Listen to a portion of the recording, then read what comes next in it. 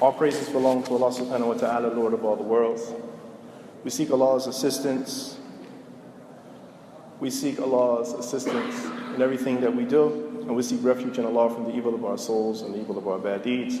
Whomsoever Allah subhanahu wa ta'ala leads astray, there's no one who can misguide him. And whoever Allah subhanahu wa ta'ala misguides, there's absolutely no one that can lead him to guidance. I bear witness to the fact that Muhammad alayhi salatu wasalam is the final and last messenger sent to mankind and jinn.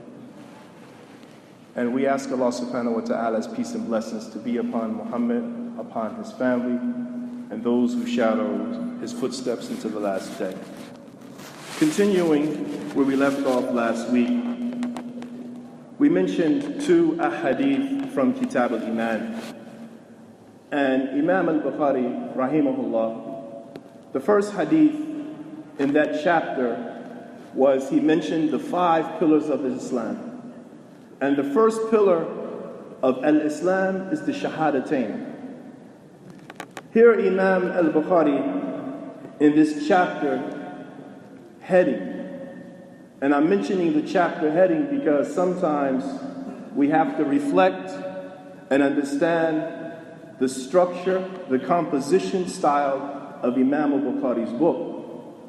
As I mentioned before, that he started his book with Kitabul Revelation, and then after that he brought the book of Al-Iman, because everything is built on Iman. And following the chapter of Iman, even before he went into actions, he mentioned the book of knowledge, because faith must precede knowledge and actions. And he closed his kitab, Sahih Al-Bukhari, with Kitab al-Tawheed.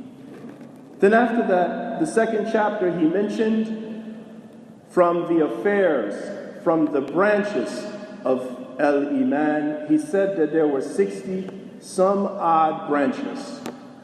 Here, what Imam Al-Bukhari intended to do was to show his readers that actions are part of Iman. Actions are part of Iman. And that Iman, it varies in its levels and degrees. The highest branch of faith is La ilaha illallah wa anna Muhammadan Rasulullah. And the lowest is the smallest, the most easiest of deeds is to remove something harmful from the path. So today, we're going to take the first hadith for today's lesson is the chapter, a Muslim is the one who avoids harming Muslims with his tongues and hands. And Abdullah ibn Amr radiyallahu ta'ala anhuma أن النبي صلى الله عليه وسلم قال المسلم من سلم مسلمون من لسانه ويده والمهاجر من هجر ما نهى الله عنه. The Prophet Muhammad sallallahu alayhi wasallam, he said that the Muslim is the one who avoids harming Muslims with his tongue, and he avoids harming them with his hands. And the muhajir, the migrant, the immigrant, the one who migrates, is the one who avoids everything that Allah has prohibited. Ibn Rajab al-Hanbali here, he says, what is intended by a Muslim? It means the Muslim with complete faith.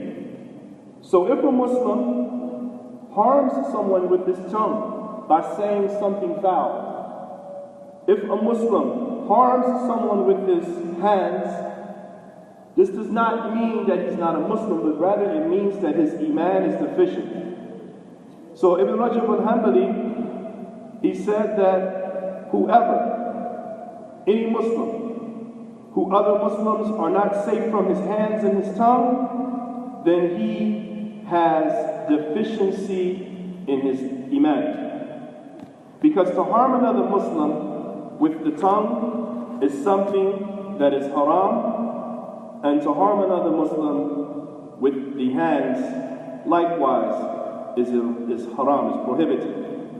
So Ibn Rajab al-Hanbali, rahimahullah ta'ala, he says, what is apparent is that the Prophet Muhammad sallallahu alayhi wa sallam is describing this hadith to a questioner who is a Muslim.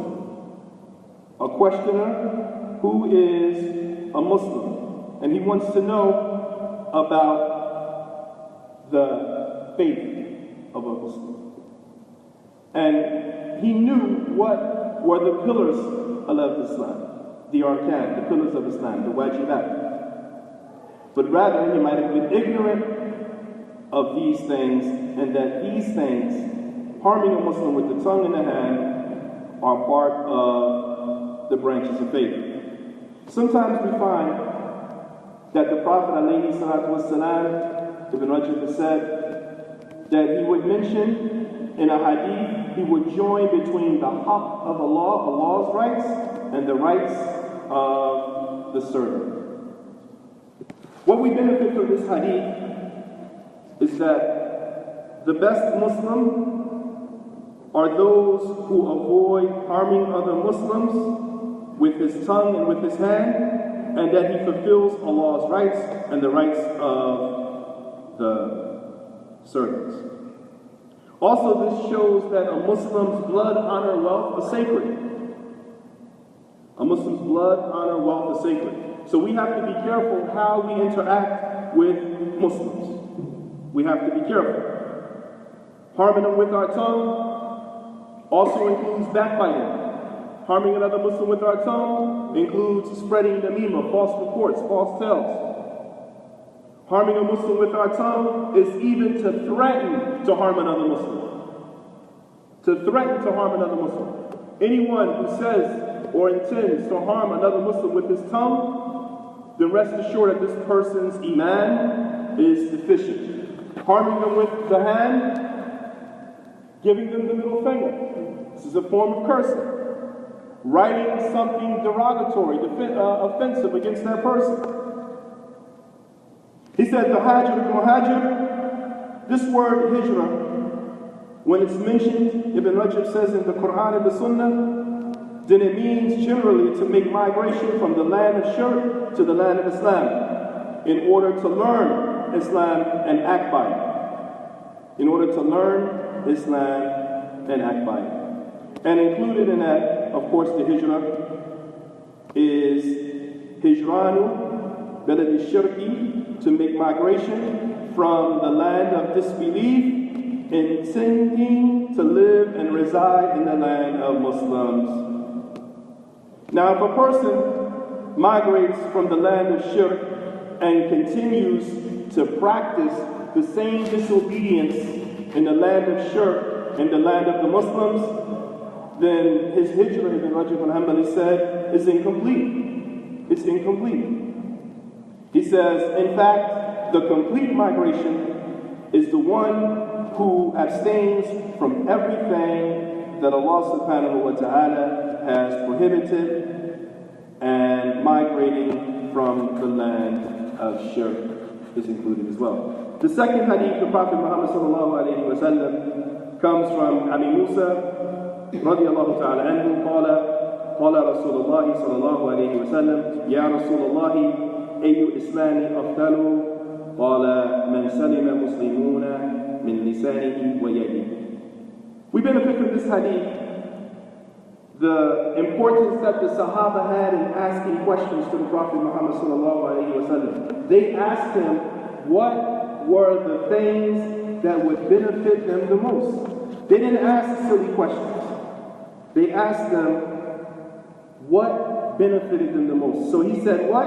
Ayy Islami afdalu, which is the best of al-Islam? And the Prophet Muhammad sallallahu alayhi wa sallam, he told them that the one whom the Muslims are safe from his hand and his tongue. Also, this hadith, we benefit that it shows the importance of safeguarding the body parts, the limbs, in particularly the tongue and the hands. And it directs our attention to the serious danger of our tongues.